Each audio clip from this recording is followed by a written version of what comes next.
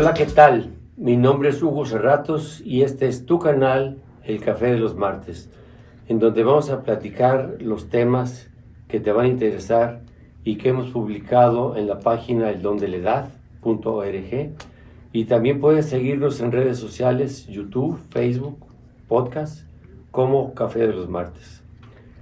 Le aprecio mucho a mi amiga, la licenciada y maestra en Historia, Cristina Urrutia Martínez, que me haya aceptado esta plática con nosotros con el tema Dr. Aureliano Urrutia y su papel en la Revolución Mexicana. Cristina Urrutia Martínez estudió la maestría en Historia y después obtuvo la maestría, la licenciatura en Historia y después la maestría en Historia en su tesis Aureliano Urrutia, del crimen político al exilio, por la que recibió el Premio Memorias y Testimonios José C. Valadez, y que otorga el Instituto Nacional de Estudios Históricos de las Revoluciones en México, así como el Premio Presbítero Agustín Rivera de la Cámara de Comercio de Guadalajara, y dicha tesis fue publicada por Editorial Tusquets en su colección Tiempo de Memorias.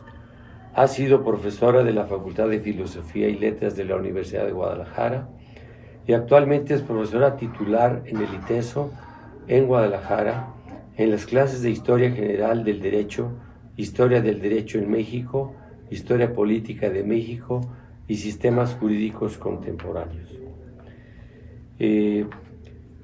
Quisiera señalar un comentario que me gustaría que nos platicara primero la señora Cristina, que nos hace por acompañar. ¿Por qué escogiste este tema para tu tesis de maestría? Pues fue una casualidad, Hugo. Primero, agradecerte que me hayas invitado. Considero que es un honor estar aquí contigo en esto que estás haciendo. Se me hace muy bonito lo de tu Café de los Martes y muchas gracias. Y bueno, lo que te decía fue una casualidad. Yo en realidad iba a hacer mi maestría sobre la colonia, el tiempo colonial, que me gusta muchísimo el siglo XVI. Pero uno de mis profesores me abordó y me dijo, ¿por qué no tratas el tema de tu abuelo, que es muy controvertido en la Revolución Mexicana? Se le acusa de la glosectomía o corte de la lengua de Belisario Domínguez. Y la verdad, en la familia nunca se había tocado el tema. Y yo le dije no, porque temo que quieran creer que quiero hacer una apología. Y me dijo, no, al revés, lo tienes que historiar. Le pregunté a mi padre, oye, ¿quieres que abra la caja de Pandora con tu papá? Y me dijo, adelante, si lo quieres hacer, hazlo. Y así salió el tema. Ah, qué interesante. Bueno, pues ¿quién mejor que Cristina, que es una persona tan preparada en la historia de México y concretamente en la etapa de la Revolución Mexicana, y con esta relación tan cercana del doctor Urrutia, quien fue secretario de Gobernación con el presidente Victoriano Huerta, pudiéramos conocer diversos aspectos de la sociedad antes y durante la Revolución Mexicana. Los mexicanos de hoy poco conocemos del porfiriato, de la Revolución, de la experiencia maderista, del movimiento constitucionalista, de la caída de Huerta, de los revolucionarios divididos, del México de Obregón, de la guerra cristera, de la reelección, de la lucha por la justicia, la libertad y las condiciones de miseria que se vivió en esta etapa. Necesitamos conocerla y entenderla. Y quienes tenemos el privilegio de vivir en este 2023, estamos obligados a trabajar por un México más digno y democrático. Kiki, quisiera que pudiéramos iniciar con un preámbulo con respecto a lo que sucedió con la etapa anterior a la Revolución, específicamente en 1908, el periodista norteamericano Clayman entrevistó al presidente Díaz y declaró que México estaba apto para la democracia. Enseguida, Madero publicó el libro de la Asociación Presidencial de 1910, que invitaba al pueblo mexicano a organizarse en partidos para iniciar una auténtica vida institucional. Pero el resultado fue que en junio de 1910 fue que contempló el proceso electoral desde la cárcel. Cuéntanos un poco de estos antecedentes de la revolución. Pues muy rápidamente todos recordamos que el régimen de Porfirio Díaz es un régimen de 30 años con una sola etapa donde relegó el poder en el presidente Manuel González y todos los demás él estuvo en la presidencia. Entonces no hay régimen, por bueno que sea o por los aciertos que haya podido no tener Díaz en la pacificación del país después de un siglo XIX muy conflictivo. No hay realmente un régimen que aguante 30 años. El desgaste y la edad del presidente, los errores que se estaban cometiendo, las huelgas que se estaban viniendo en el país, estaban complicando las cosas. Díaz tenía ya una edad muy mayor y a la hora que lo entrevista a Krillman y le dice que si el país está listo para elecciones, porque obviamente el presidente Díaz las había estado amañando, el Díaz dice que sí. Eso le da el pie a muchísima gente que estaba listo para un nuevo régimen, entre ellos Francisco y Madero, de buscar una sucesión digna y democrática.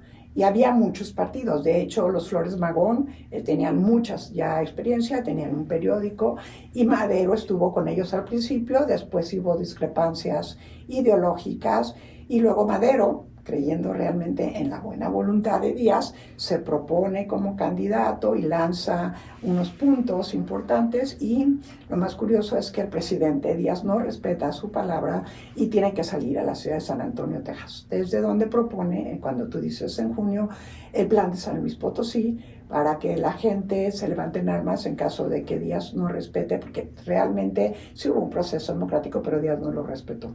Y digo, esto podríamos ahondar muchísimo, es un tema muy conflictivo, pero lo que habría que llegar es decir que Madero es una persona muy preparada en ese sentido.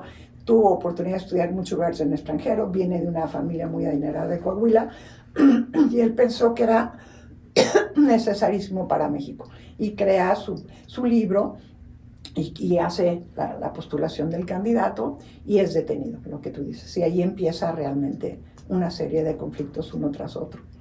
Entonces, Madero es el apóstol de la democracia, así se le conoce.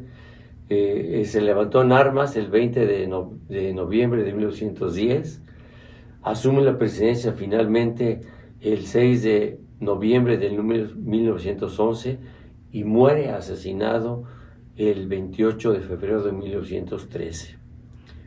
Escasos 20 días después de que ya inició su etapa de presidente, hay una serie de personas que se alzaron en su contra. Bernardo Reyes, Emiliano Zapata, Pascual Orozco, Villa. ¿Por qué no nos platicas rápidamente de lo que fue Madero?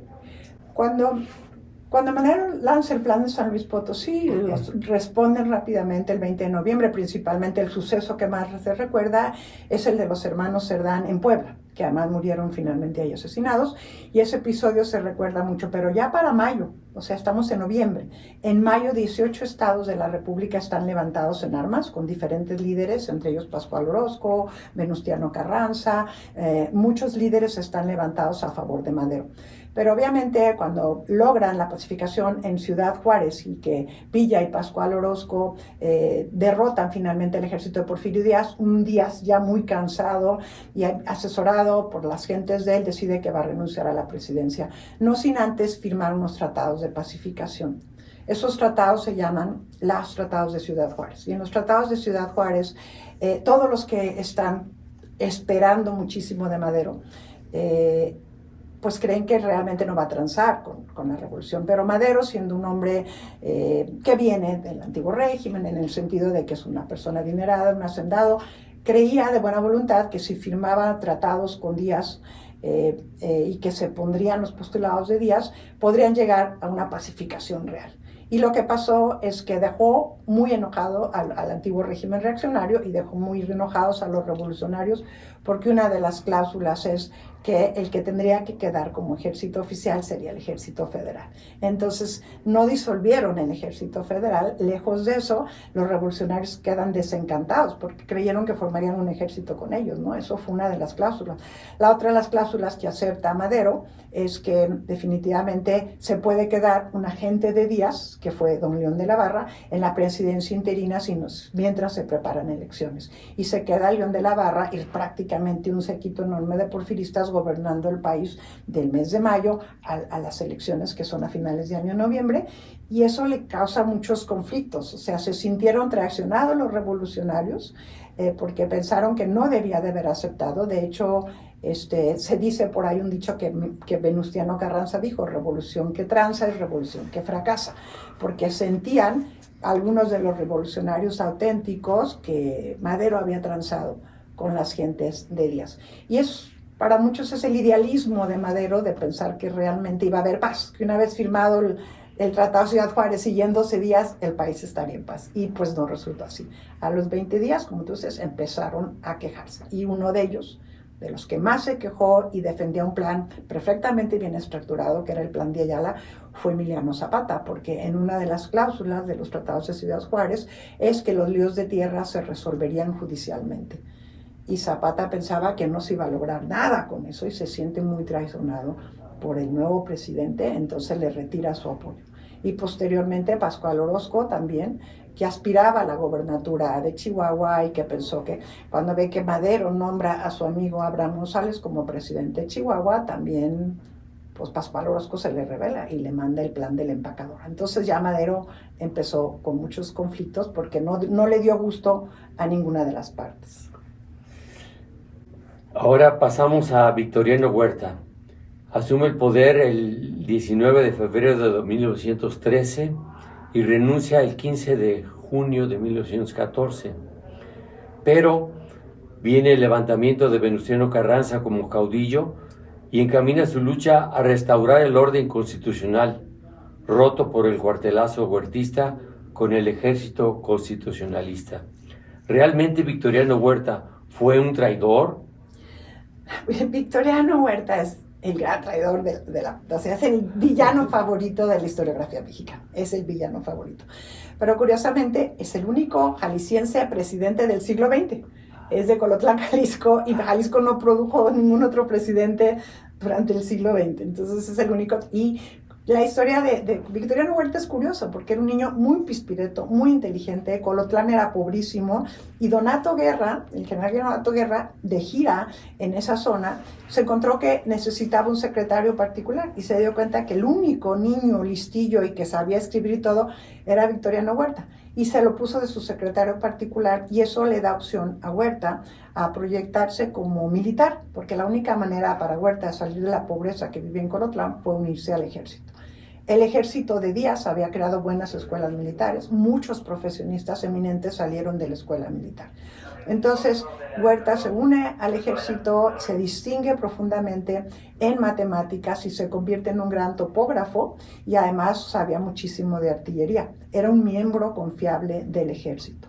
Cuando Porfirio Díaz entra al gobierno, Huerta ocupa varios cargos y va de coronel a general. Entonces, hasta allí su reputación era intachable, lo mandó a pacificar a los yaquis, lo mandó también a la zona maya, estuvo en Guerrero, en la revuelta de Neri Canuto, ahí estuvo Huerta, allí de hecho conoció al doctor Urrutia, porque el doctor Urrutia tenía que cumplir su servicio militar, también es médico militar, lo mandan a Guerrero y allí conoce a Huerta. Y Huerta, hasta el régimen porfirista, podemos decir que tiene una carrera militar importante. Y brillante en muchos sentidos, porque hay biógrafos como Michael Meyer, que es su biógrafo personal, que dicen que hizo una carrera militar muy buena, era una gente inteligente. El problema con Huerta fue que estando en estas regiones remotas empieza a beber alcohol. Y luego se va a hablar mucho de que muchas de las decisiones de Huerta van a ser mal orientadas. A partir de ahí, Huerta va a tener ya muchas afecciones que no lo van a guiar bien al final de su vida. Y se convierte en el villano favorito de la historia. Cuando entra Madero confía en Huerta, porque es un militar conocido, lo manda a pacificar a Zapata y a Pascual Orozco. manda a que lo pacifiquen. Y obviamente cuando está pacificando el país, o sea, va de parte de Madero, ¿no? Claro. Madero lo manda contra Pascual Orozco, y ahí es cuando Villa, por ejemplo, Villa, que había estado con los revolucionarios, Villa se le insurrecciona, Huerta lo manda a apresar y lo manda a la Ciudad de México prisionero. Luego los hermanos de Madero lo soltaron, ¿no? Pero Victoriano Huerta pues tiene esa tarea, y luego también tiene la tarea de pacificar a Zapata, que está levantado contra Madero. Y se va volviendo gente, pero de Madero, o sea, Madero lo tiene como militar ahí. Y posteriormente, la mayor tragedia viene cuando Félix Díaz, el general Bernardo Reyes y Mondragón se levantan en la Ciudad de México después de los 13 meses de presidencia de Madero, se levantan en la Ciudad de México contra Madero, considerando que Madero no era un presidente apto, y apenas tiene muy poquito en el poder. Del 1910 de noviembre a febrero, sí. la llamada decena trágica es en febrero del 13, sí. Se le levantan estos 3 militares y Madero vuelve a llamar a Huerta a tomar control de los sucesos de la ciudadela. Y ahí es donde Huerta pacta distingue con el gobierno de Estados Unidos, y también pacta con el grupo sublevado de la escena trágica. A Bernardo Reyes lo mataron luego en la escena trágica, pacta con Félix Díaz de esa pacificación, y traiciona en la escena trágica a Madero. Y lo que ya sabemos es lo que sigue, que es el terrible crimen, porque no tenían por qué matarlo. O sea, si Madero se podía haber perfectamente ido al exilio, y fue lo que prometió, que los mandaría al exilio a él y a su vicepresidente Pino Juárez, pero no lo hace así. Huerta decide mejor asesinarlos, y entonces ahí los convierte inmediatamente en los grandes mártires revolucionarios, porque yo pienso que es una terrible equivocación de Victoriano Huerta mandar a asesinar al presidente en funciones. Y ahí la decena trágica acaba de esa manera muy trágica, y Huerta inicia su presidencia pues en un baño de sangre, podríamos decir, ¿no? Bueno, pues ahora vamos al tema principal. El doctor Aureliano Urrutia, tu abuelo, que fue director de la Facultad de Medicina y posteriormente nombrado ministro de Gobernación en junio de 1913, que renuncia el 15 de junio. Septiembre. Septiembre, sí. Solamente tuvo 100 días de secretario de Gobernación. En mayo del 2014 sale del país por Veracruz hacia Alemania, y luego es apresado y finalmente llega a Texas, donde continúa su desempeño profesional destacado. El 23 de septiembre del 2013, el doctor Belisario Domínguez, senador representante de Chiapas, presentó un discurso para que fuera leído desde la tribuna en contra del presidente Victoriano Huerta, exigiendo su renuncia, y decidieron no darle curso. Una semana después, el 29, hizo un nuevo intento y no lo logró, por lo que decidió imprimirlo y darlo a conocer. El 8 de octubre el senador desapareció y muere, quedando aclarada su muerte hasta agosto de 1914, en el que murió de un balazo por agentes de la policía de Huerta. ¿Por qué entonces surgió la historia de que fue cortada la lengua de Belisario Domínguez por el doctor Aureliano Urrutia? Ya que a la fecha que desapareció y murió Belisario Domínguez, que fue en septiembre del 2013, el doctor Urrutia ya no era secretario de Gobernación, ya no tenía poder para poder hacer cualquier acción en ese sentido. ¿Qué sucede? ¿Cuál es el origen de esta leyenda, de esta historia? Mira, es uno de los grandes mitos de la historiografía mexicana. De hecho, la medalla más importante, ahora se la acaban de entregar a Elena Poniatowska, que entrega el Senado de la República, es la medalla Belisario Domínguez. Sí. O sea, el Senado da ese premio como diciendo el hombre célebre es Belisario Domínguez. Belisario Domínguez era un senador importante de Chiapas, que de hecho había sido senador suplente, y llega al Congreso, y está en el Congreso cuando está el gobierno de Huerta. Y la relación Urrutia-Huerta. Cuando Huerta estaba de militar de parte de Porfirio Díaz en el estado de Guerrero, el doctor Urrutia acababa de terminar una muy brillante carrera médico. El presidente Porfirio Díaz le había premiado sus calificaciones, tanto en la Escuela Nacional Preparatoria como en la Escuela Médico-Militar. Urrutia, que venía de una procedencia totalmente indígena, Urrutia nació en Xochimilco, tiene un extracto similar al de Huerta, también completamente indígena, y a la hora que él se destaca en la Escuela Médico-Militar, lo mandan, él se retira luego de la milicia, pero cuando tú estudiabas en la Escuela Médico-Militar tenías que cumplir algunos años en el ejército. Y allí conoce a Victoriano Huerta, y en ese tiempo Huerta sufre una afección importante, que se pone malo en Guerrero, y a Urrutia, que estaba de médico en campaña, lo atiende y se conocen. Posteriormente, Huerta tiene problemas muy serios de cataratas. Reencuentra a Urrutia y se traslada a la Ciudad de México Huerta porque ya no ve, prácticamente ya no ve, y hay que quitarle las cataratas. La operación de las cataratas, estamos hablando que hoy todo el mundo piensa que vas en la mañana y te las quitan. Ahora ya no, digo, ahora es así, pero antes era un mes casi recuperándose. Urrutia tenía el primer hospital privado de América Latina, que lo había construido en Coyoacán. Conforme pasaron los años, él compró estos terrenos de Coyoacán, que ahora ocupan la Fundación Mier y Pesado, una escuela en la Ciudad de México, porque se los expropiaron. Ahí compra su sanatorio y atendía en compañía de las Madres Josefinas, que también él las trajo a México. Era un hospital con cierta reputación. Allí se interna el militar, todavía no es presidente, el militar Huerta. Urrutia le quita las cataratas y se queda internada en el hospital. Allí se ve que entran y salen ministros a hablar. Ya Madero estaba fallando en la presidencia, mucha gente ya no les gustaba lo que estaba haciendo Madero, y entraban y visitaban al general Huerta. Se dice que estando en el sanatorio ya empezaban a conspirar, y entre ellos había muchos senadores. El Senado de la República no estaba contento de cómo estaba saliendo el gobierno de Madero, y se dice que empezaron también apoyando a que el general Huerta pudiera derrocar a Madero. Pero la estancia de las cataratas, Urrutia y Huerta acaban de compadres. Ahí acaban de compadres. Entonces, pues la cercanía ante el público en general era demasiada, ¿no? Son compadres, nosotros sabemos lo que significa el compadrazgo en México. Y entra Huerta al poder, nombra su primer ministerio y varios le renuncian. Huerta va a cambiar muchos, o sea, su inestabilidad hace que tenga muchos ministros.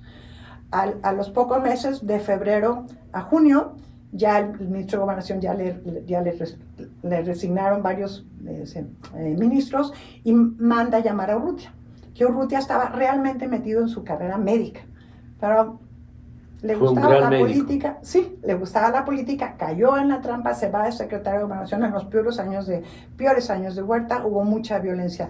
Huerta trató de militarizar al país, realmente militarizar. El único poder que lo sostenía era el ejército. No había mucho carisma ni nada que la gente sintiera hacer. Entonces militarizó prácticamente todas las funciones, y Urrutia no es militar, en ese sentido, en ese momento, pero había hecho carrera militar. Y recibió varias órdenes y desaparecieron, durante esos 3 meses, desaparecieron algunos diputados, que Huerta se deshacía de ellos, y entre otros Serapio Rendón. Hay documentos que achacan al crimen de Serapio Rendón directamente que la orden salió de la Secretaría de Gobernación en tiempos de Urrutia. Y eso es el crimen que realmente le achacan. De allí, y tenía sus sicarios, Huerta tenía sus sicarios, le llamaban el matarratas. De ahí sale la orden. Entonces siempre, es más, Urrutia no pudo nunca volver a México porque la familia de Serapio Rendón volvía a levantar la orden contra el judicial, de volver a reiniciarle un juicio. Pero eso es lo que realmente pasó en esos 100 días. Hay evidencias reales que diputados fueron desaparecidos por Huerta y que Serapio Rendón muere en ese tiempo.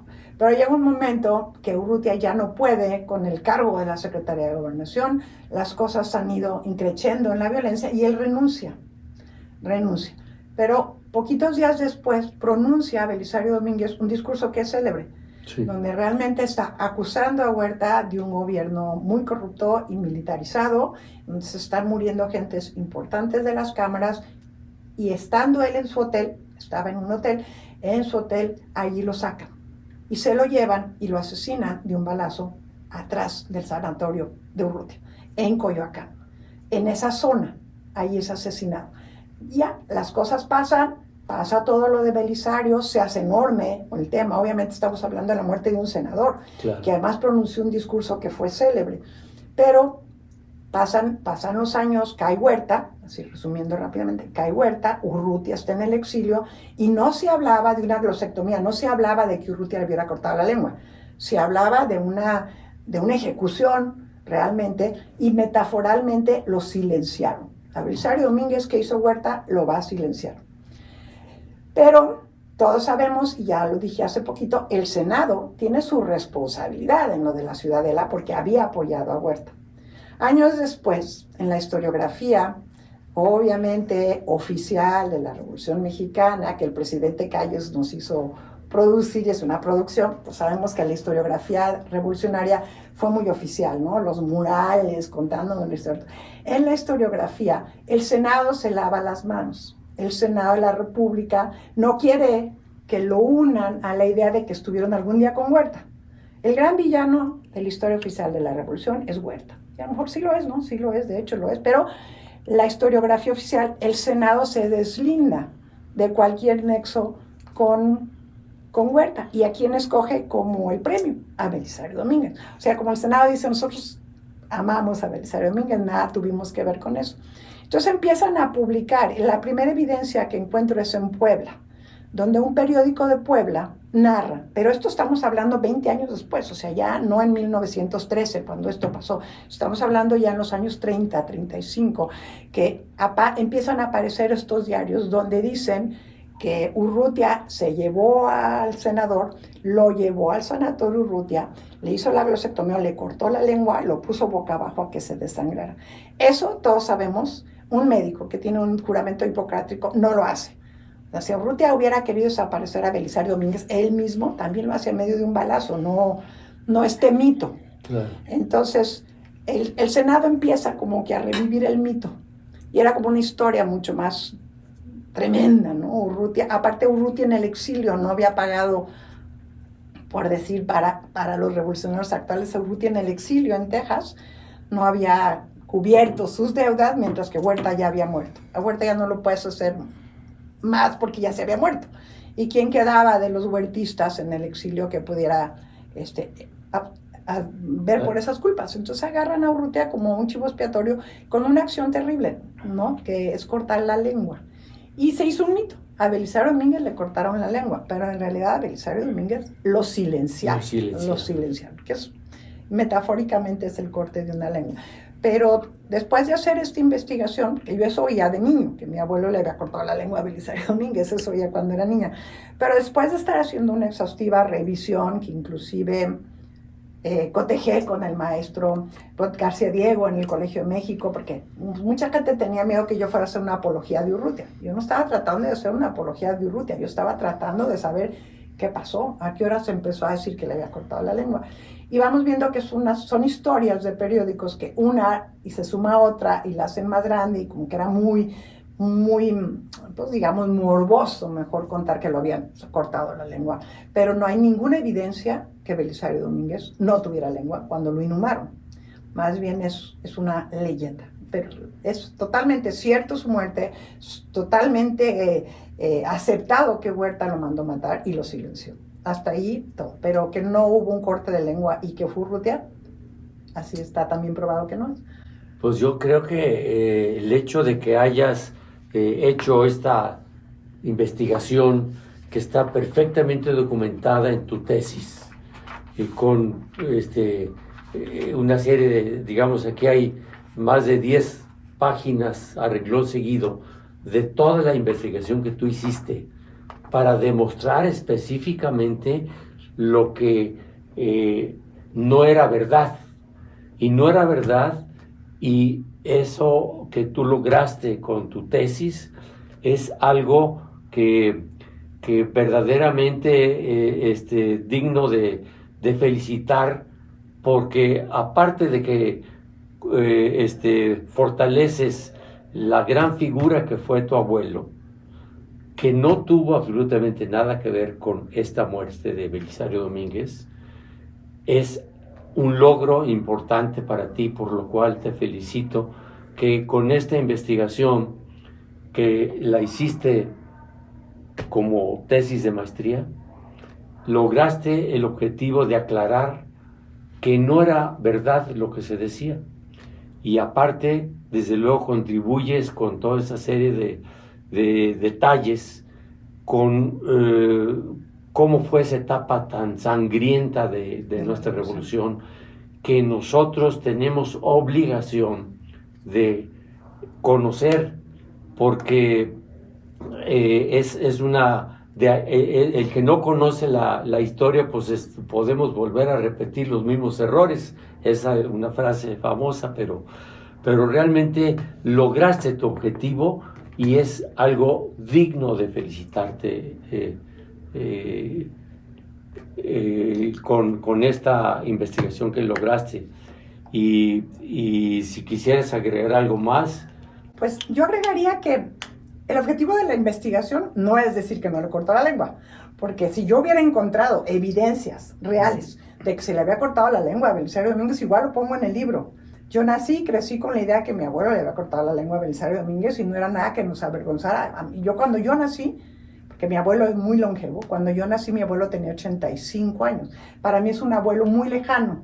Sin embargo, estábamos abriendo la caja de Pandora. Si realmente yo encontraba evidencias reales de que hubiera habido tal corte de lengua, no me hubiera tenido empacho en ponerlo aquí. El objetivo era historiografiar lo que me habían pedido mis maestros a Urrutia desde un punto de vista objetivo. Las cosas salieron así, que no hay evidencias reales de un corte de lengua, pero también hay evidencias que en esos 100 días de Urrutia hubo muchos desaparecidos y que realmente el secretario de Gobernación tenía la seguridad nacional en sus manos. Entonces, eso es el objetivo un poco es que creo que lo están haciendo muchos historiadores, que ahorita es un momento, estamos como reescribiendo mucho la historia de la Revolución Mexicana, ¿no? Encontrando pautas diferentes. Tenemos muy metidos la gran familia revolucionaria que nos regaló Calles, todos unidos en el Congreso, ¿no? De apapachos cuando sabemos cómo se deshicieron los obregonistas y los de Calles, de Villa y de Zapata, cómo se deshicieron de Carranza, se mataron entre ellos. Entonces eso es muy importante, el revisionismo histórico en la Revolución. Y ha habido cosas extraordinarias ya de revisionismo histórico. Revisar nuestra revolución desde un punto de vista más objetivo y no oficialista. Y este libro tiene este objeto, es una revisión revolucionaria. Y te lo repito, si Urrutia hubiera salido a que le corta la lengua, también lo hubiera puesto, ¿no? No es algo que yo tenga por qué ocultar. Simplemente la investigación no arrojó esos datos. Nacional de Estudios Revolucionarios depende de la Secretaría de Gobernación y otorgan cada año un premio a un libro sobre la revolución, y el año que salió este libro le dieron el premio al libro. Eso hace que yo me sienta satisfecha porque me están creyendo, ¿no? Yo soy la nieta y se corre mucho riesgo cuando tú escribes sobre tu familia que te crean. Claro. O sea, la nieta que va a querer decir, ¿no? Entonces, el que la versión le haya dado paso, la Secretaría de Gobernación diciendo, pues sí, no hay evidencia de que Urrutia cortó la lengua, es un mito muy sabroso.